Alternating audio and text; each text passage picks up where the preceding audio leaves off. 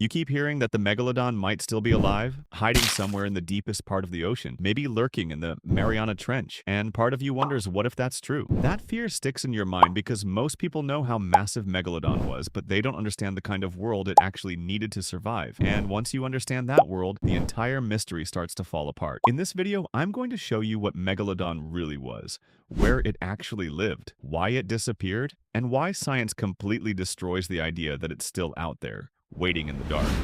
Welcome to Professor Lion, where we uncover the wildest true stories in the animal kingdom and separate internet myth from real science. If you enjoy learning about massive predators and prehistoric creatures, you're in the right place. Do me a quick favor before we dive deeper. Like this video because it helps more people find real science instead of fake Megalodon stories. Share it with someone who loves sharks or ancient animals. Drop a comment telling me where you're watching from. I read them and respond. And subscribe to Professor Lion with the bell turned on so you never miss what's coming next. The most important part of this story is later, and trust me, you don't want to miss it. First, you need to understand what Megalodon actually was. Its scientific name is Otodus megalodon, which literally means big tooth. For years, scientists believed it was the direct ancestor of the great white shark. But newer research changed that completely. Megalodon wasn't the grandfather of the great white. It belonged to a totally different, a now extinct family of sharks called Odontidae. That matters more than you think, because it means Megalodon wasn't just a bigger version of something we have today. It was its own kind of predator, built for an ocean that no longer exists. Now let's talk about size, because this is where imagination starts to struggle. The average adult Megalodon was around 50 feet long. Some estimates push it closer to 60 feet. It likely weighed between 50 and 70 tons. Picture that for a second. That's the weight of multiple elephants moving silently through open water. Its jaws were about 9 feet wide, large enough to swallow massive chunks of flesh in a single bite.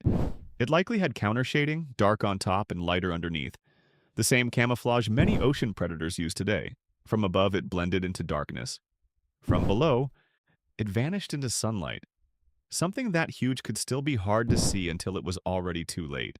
And it didn't just grow big, it lived long. By studying growth rings in fossilized vertebrae, scientists estimate Megalodon may have lived between 88 and 100 years. That means one single shark could dominate the ocean for nearly a century. But here's where it gets even more interesting. Megalodon teeth have been found on every continent except Antarctica. This wasn't some local monster.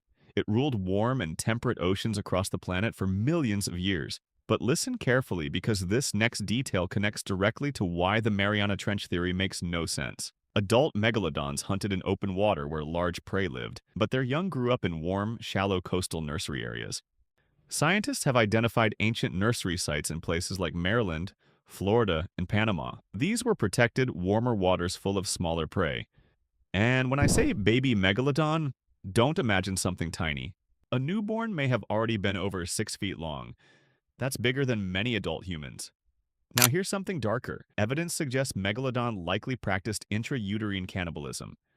That means while still inside the mother, the strongest embryos may have eaten their weaker siblings. In other words, before it was even born, it may have already been a killer. Nature can be brutal, and this tells you something important about how intense survival was for this species from the very beginning. Of course, a predator this large needed enormous amounts of food. A full-grown Megalodon may have required around 2,500 pounds of meat every single day. Think about that. Every day. Its diet likely included whales, seals, dugongs, and giant sea turtles. Fossil whale bones show massive bite marks that match Megalodon teeth. Some bones even show healing, meaning certain whales survived attacks. Imagine swimming away with a scar from a creature that size. Let me ask you something. If Megalodon were alive today, would you feel the same about going to the beach? Would surfers paddle out so confidently? Would fishing boats head into open water the same way? Be honest. Tell me in the comments how you think our relationship with the ocean would change. I'm genuinely curious. Now here's what most people miss. Megalodon wasn't just big, it was advanced.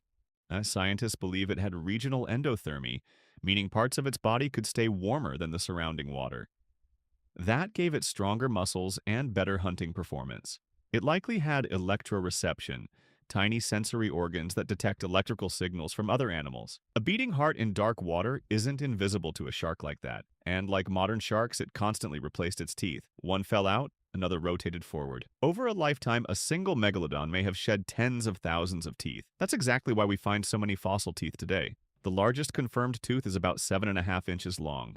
That's not just a tooth, that's a weapon. So if it was this powerful, this widespread, and this well-equipped, what happened? Here's where the real story begins. Around 3.6 million years ago, Earth entered a significant cooling period. Global temperatures dropped, sea levels shifted, warm coastal nursery areas started shrinking or disappearing. And remember what I said earlier, Megalodon depended on warm nursery grounds for its young. Without those protected environments, reproduction becomes risky. Risky reproduction leads to population decline. This is the part people underestimate. Even giants depend on fragile systems.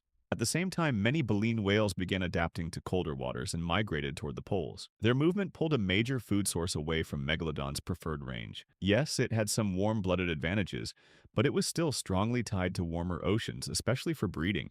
Its world was changing underneath it. And then came competition. Early ancestors of modern orcas were emerging. They were much smaller, but they hunted in coordinated groups. They were intelligent, flexible, social. Here's the uncomfortable truth.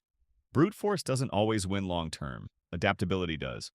Orcas could work together, adjust to new prey, and thrive in cooler waters. Megalodon was built for dominance in a stable, warm system. When the system changed, its advantage faded. This is the key idea I want you to remember. Megalodon didn't lose in one dramatic battle. It lost because the rules of the ocean changed. Climate shift, habitat loss, prey migration, smarter competition. Strength alone wasn't enough, and that same pattern has repeated throughout Earth's history. Now, let's destroy the Mariana Trench myth once and for all. The deep ocean is near freezing. It's extremely high pressure. It has limited large prey. A 50-ton predator that needs thousands of pounds of meat per day cannot survive in an environment with scarce calories. A giant animal cannot live on mystery. It needs food constantly, and the deep trench simply doesn't provide that ecosystem. Here's another problem for the survival theory. If a breeding population of megalodons existed today, we would have evidence. Fresh teeth, modern whale bones with bite marks unlike any known shark. Sightings supported by physical proof. Remember, they shed thousands of teeth over a lifetime. The ocean would not keep that secret, but there are 0 verified modern megalodon teeth. 0 confirmed bodies. No credible physical evidence. Much of the confusion exploded after a 2013 television special that blurred fiction and science so well that millions believed it was real. Fabricated footage. Fake expert interviews. It planted a myth that still spreads online today. If you know someone who still believes that documentary proved Megalodon exists, share this video with them. Let's replace viral fiction with real science. Because here's the truth. Megalodon ruled the oceans for around 20 million years. Humans have existed for a tiny fraction of that time. It was one of the most dominant predators Earth has ever seen. But dominance is not permanence. Survival depends on adaptation. I want to repeat that because it matters. Survival depends on adaptation. Not size, not power, not fear. Adaptation. And that's why it's extinct. Completely, scientifically, beyond reasonable doubt. It is not hiding in the Mariana Trench. It is not cruising some unexplored abyss. The evidence points one way. But here's the fascinating part. It's the fact that it's gone doesn't make it less incredible. It makes it more incredible. Earth once had a predator so massive and efficient that millions of years later it still captures our imagination. And even that king couldn't outswim a changing world. So tell me, what shocked you most? Its size, its hunting style, or the fact that climate and competition likely ended it? I read your comments, and I love seeing your thoughts. If this changed how you see Megalodon, hit like so more people can find real science. Share this with someone who still thinks it's hiding in the deep.